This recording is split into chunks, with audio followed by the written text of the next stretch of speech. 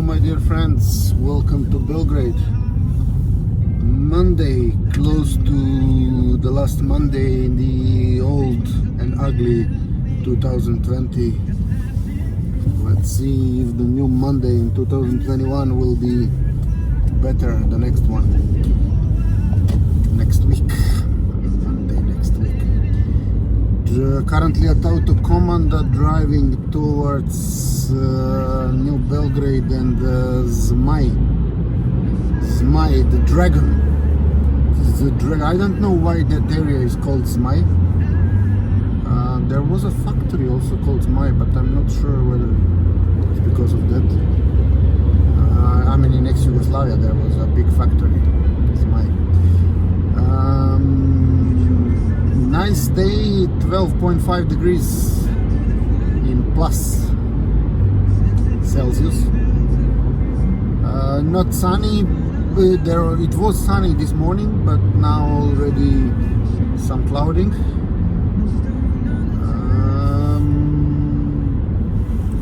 Let's just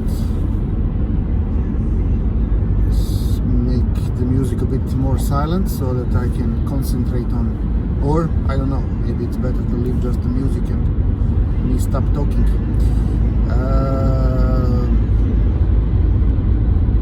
Just passing Gazela Bridge.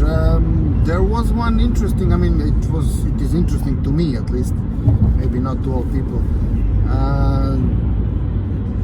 thing that happened on today's date. Back in 1863, there was a guy called William Sample, if I'm not from Ohio, USA. 1863. What did I say? He is the guy that invented the chewing gum. I mean, the chewing gum. I don't know. I don't have many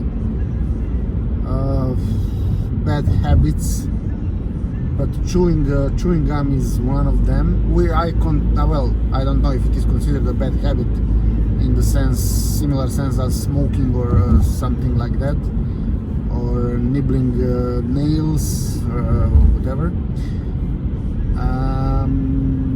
But yeah, chewing gum, I don't know. Even there were some people complaining about me, my videos where there was a sound of me chewing gum while talking, and then I promised that I will stop doing that, which I fully subscribe to that. It is a bad thing to do, especially if you are talking to somebody. Okay, if you are alone and you chew your chewing gum, it's okay, but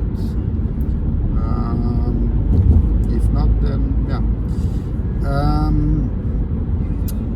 There is a big question, question to me, maybe the medical science has already provided this answer, whether there is anything good for the organism in chewing gum. There are some bad sides, like because chewing gums are usually full of sugar. Okay, there are some sugar-free as well, but the traditional ones are full of sugar. Then you increase also the level of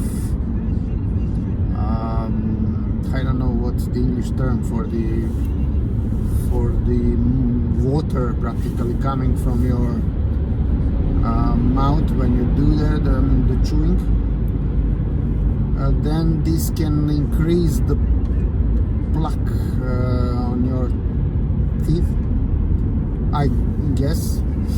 Okay, now I'm a bit speculating because I'm definitely not an expert in this field. However, I know for sure that there are some countries that have forbidden the use of chewing gums.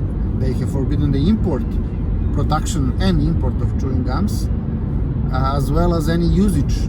Like this is the case with Singapore. They made a decision that there is nothing positive coming out of chewing gums. They did not have their own production, meaning that they are dependent on the import.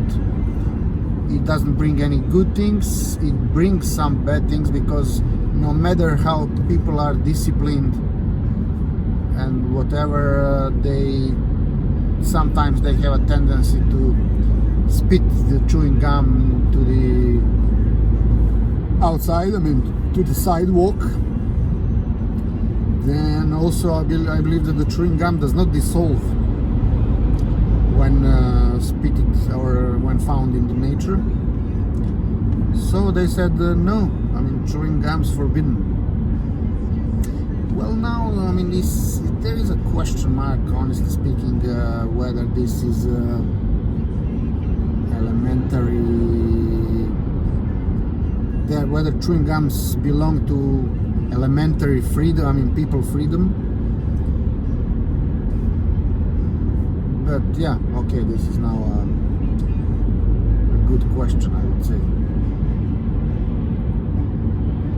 Obviously not, because of such treatment of the gums. Now we have already reached the level of the student city, Studentski grad, my beloved block number 4F,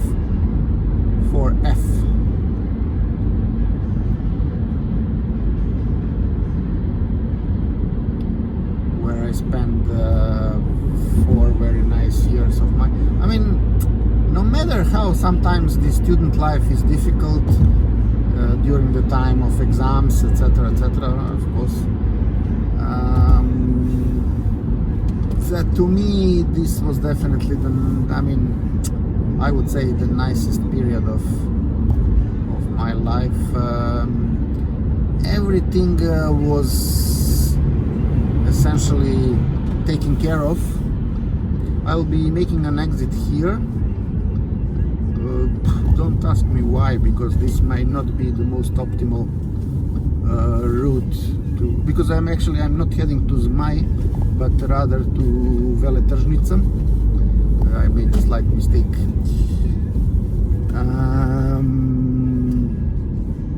Yeah. So now at the Bežanijska Kosa plateau.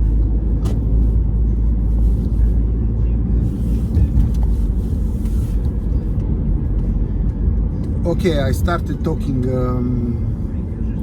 about chewing gums, Singapore and various other stuff, but let's a bit enjoy. The buildings to the left from us are the famous Karingtonke.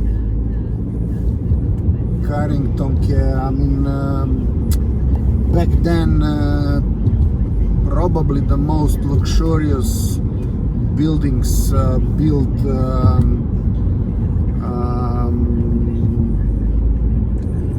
not as an individual construction, but rather organized housing, in the sense of blocks of practically multiple buildings were built in that manner by a construction company, and then they were available for sale.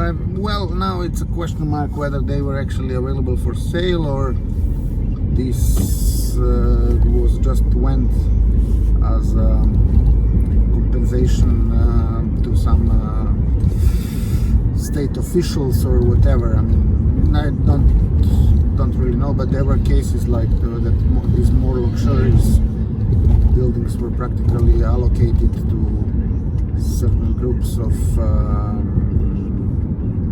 civil servants at senior level in ex-Yugoslavia. So they got it essentially for free, and not immediately for free. They got the usage, the right to use them, and then afterwards there was a new law back in the times of hyperinflation in Serbia. In Serbia, this was during Milošević's era.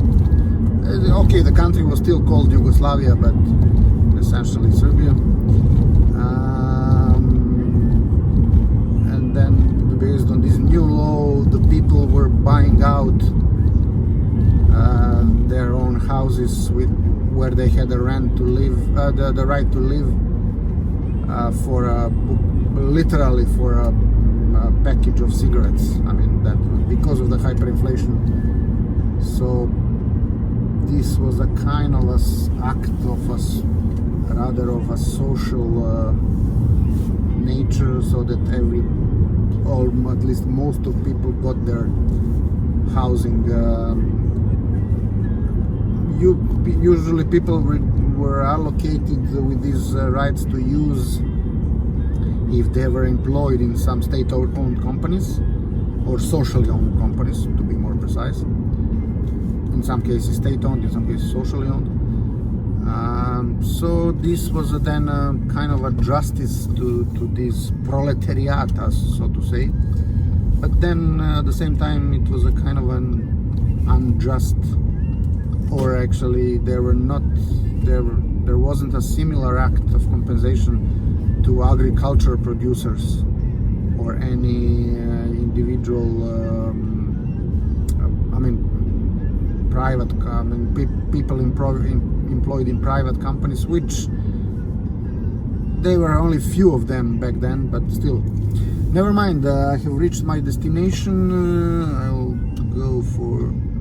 take a turn right here. That much for now. Thanks for watching and bye for now.